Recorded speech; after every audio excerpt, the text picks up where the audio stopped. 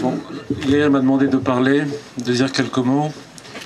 Il se trouve que ce Shabbat, on a rapporté quelques mots de nos maîtres. Et pendant que j'ai répété ces quelques mots-là, j'ai pensé à El-Hanan et vous allez voir pourquoi. Dans ce Shabbat, le Shabbat, on a lu Parashat Zachor. Et dans Parashat Zachor, on nous parle de ce fameux peuple qu'on appelle Amalek et que les Bnei Israël contre lequel ils ont combattu.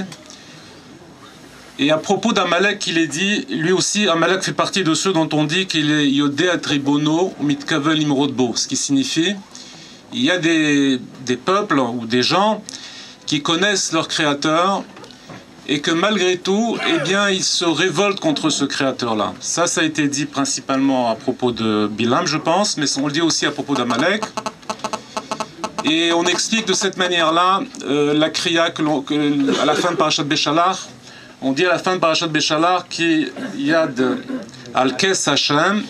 Là-bas, on nous dit que le pasuk dit la chose suivante, telle que c'est interprété par le Rashi, que la main d'Akadosh Baruch Hu, elle est levée, et parce que il y a le nom d'Hachem qui est Yud Ke Vav Ke, eh bien, il ne sera pas complet tant qu'Amalek il est là. Et alors, que signifie cette chose-là, que le nom d'Hachem Yud Ke et Vav Ke ne sera pas complet tant qu'Amalek est là? Parce que le Choura, c'est un petit peu étonnant, puisqu'Amalek, il est Yodea et Tribono, ou Mitkaval Imrodbo, donc il s'attaque complètement à Hachem. Et là, apparemment, il semblerait qu'Amalek, il ne s'attaque qu'au fait que Yudke et Vavke soient séparés, puisque dans le passouk, on nous dit, la main, on parle du Shem Yudke. Et dans une des sikhot, le Rabbi explique de la manière suivante, vous savez que Yudke Vavke, bon, c'est le nom d'Hachem. Dans les Sifra Kabbalah, ça représente les Sphirot. Yud, c'est la Sphira de Chochma. Ensuite, c'est la Sphira de Bina. Ensuite, Vav, c'est les Midot. Et ensuite, le He Acharona, c'est Malchut. Mais traduit dans notre vie de tous les jours, parce que chaque homme, il a été fait à l'image de Dieu. Nous aussi, c'est marqué dans les livres qu'on a Yudke Vavke en nous. C'est quoi le Yudke Vavke qui est en nous? Le Yud, on va dire, c'est la Chochma, c'est la Chochma de l'individu. Le He, ça va être sa bina, sa capacité de réfléchir, de comprendre. Mais Yudke, c'est très beau, ça c'est le monde de l'étude. Il faut après que ça descende dans les midot. Les midot, c'est les 6 midot, c'est le vav. Un bon juif, ça doit être quelqu'un qui comprend. Et que cette compréhension qu'il a, eh bien, elle descend dans des sentiments, que ça se traduise par des sentiments. Et après, on arrive au He Acharona, on arrive au dernier He, qui est le monde du Maaseh, c'est Malchut, c'est le monde du Maaseh. Voilà un juif qui est à l'image de Dieu. Il a son sechel, il a son étude.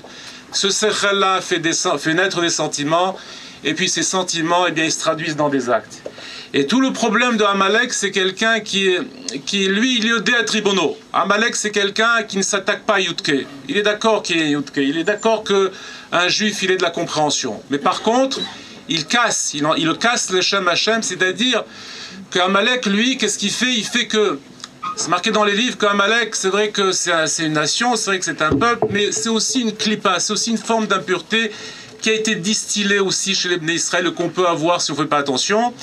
Et donc la klipa de Amalek, c'est quoi? C'est que ça donne naissance à des juifs qui ont le Yudke, qui ont la Sagat Torah, ils étudient la Torah, etc. Mais après, ça ne descend pas dans les sentiments. Il n'y a pas de Vav, il n'y a pas de He. Ou alors encore pire que ça peut exister, pas chez les Bnei Israël, on n'a pas de Bnei Israël qui se révoltent contre Dieu. Voilà, non seulement le Yud-Ke, il est séparé du Vav-Ke, mais ça donne des gens qui se révoltent contre Akadosh Baruch Hu.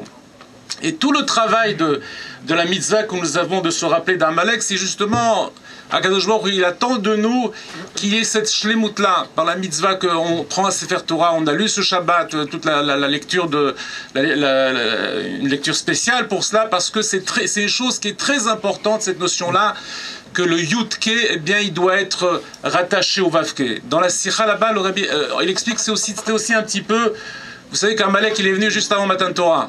Quand les Bnei Israël ils sont sortis, Et puis là, il s'est attaqué. Il a empêché Matan Torah. Ça, c'était le premier qui est venu empêcher Matan Torah, parce que tout Matan Torah, c'est ça. C'est que le Yud-Ke, il s'attache au Vav-Ke. Comme on voit chez les anges, qu'est-ce qu'ils ont dit les anges quand on a voulu de la Torah? Ils ont dit, cette Chemda Gnuza, qu'est-ce que tu veux? Cette Chochma qui est si immense, qu'est-ce que tu veux la donner à des gens? Ça doit rester dans le monde intellectuel. Ça doit rester quelque chose de logique. Et en fait, d'une certaine manière, les anges, eh bien, ils ont un petit peu eu la même ta'ana, comme ça, le rabbi dit ça, un peu la même ta'ana qu'Amalek, c'est une forme de négation du fait que la Gdusha, elle doit descendre ici-bas. Pourquoi j'ai pensé à ça? Parce que Elchanan, c'était quelqu'un de très spécial. Nous, on n'a pas l'habitude d'exagérer, je veux dire simplement des petites choses que je sais. C'était quelqu'un qui faisait toujours très attention à ce que son Yud-Ke, eh ben, il descende dans son Vav-Ke. Il était toujours là à faire très attention à ce que à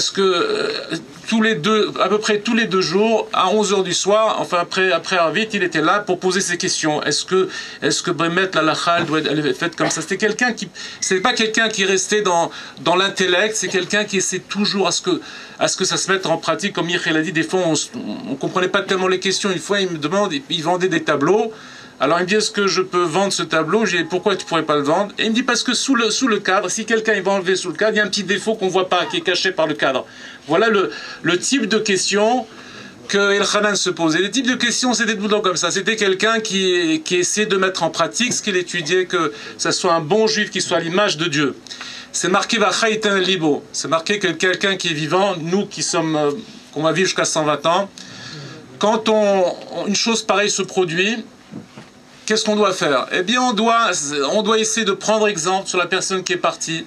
Parce que après dans notre vie de tous les jours, on essaye de mettre en pratique ce qu'on a vu, c'est la personne qui est partie. Par exemple, cette pureté d'esprit, le fait que tout devait être fait, alpi, alacha, etc. Eh bien, quand on fait ça, toutes les actions que nous faisons, qui ont été générées en quelque sorte par celui qui est parti, ça c'est ses fruits à lui. C'est marqué dans le Tanya que tout ce qu'on fait par la suite, parce que on fait une hiloula d'un tzaddik, ou bien on fait ceci, et toutes les actions qui suivent après, eh bien c'est considéré comme les fruits de cette personne-là.